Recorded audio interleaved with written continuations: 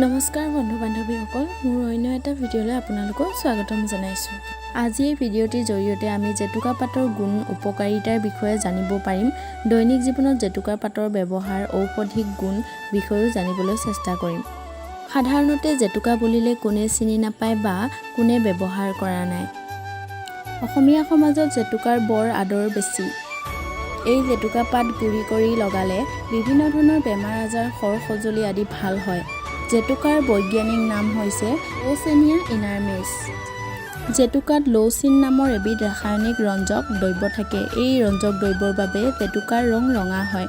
এতিয়া জানো আহক ইয়াৰ গুণ আৰু উপকাৰিতাৰ বিষয়ে। হাতৰ তলুৱাত জেতুকা লগালে হাতৰ ছাল খজুৱতি নাশ হয় আৰু তলুৱা উজ্জ্বল আৰু নিমজ হয়। ভৰিত সানিলে তলুৱাৰ খৰ খজুৱতি আচিনা নাইকিয়া হয়। জেতুকা নখত ব্যৱহাৰ কৰিলে নখ চুকীয়া, নখ ফটা, নখৰ চুকত বিষ হোৱা বা নখ ফুলি থকা আদি ৰোগ ভাল হয়।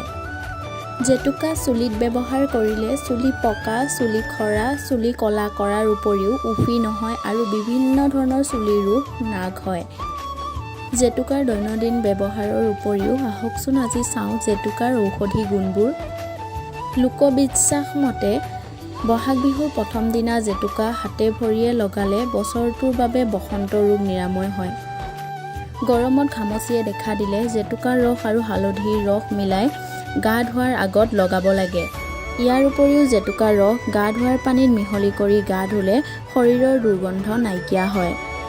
চকু ফুলা বা চকুত ফেচকুৰি ওলাই থাকিলে জেতুকাৰ পাত গৰম পানীত উতলাই পানীখিনি ঠাণ্ডা কৰি চকু ধুলে উপশম পোৱা যায়।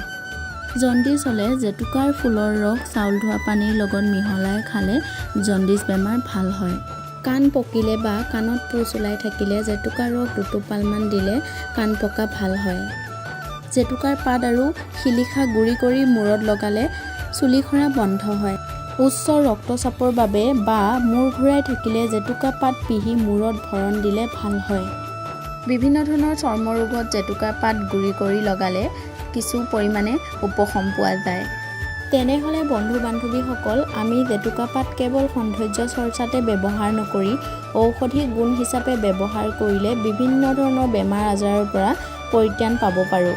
ভিডিঅ'টি যদি চাই ভাল পালে কমেণ্ট কৰি জনাব।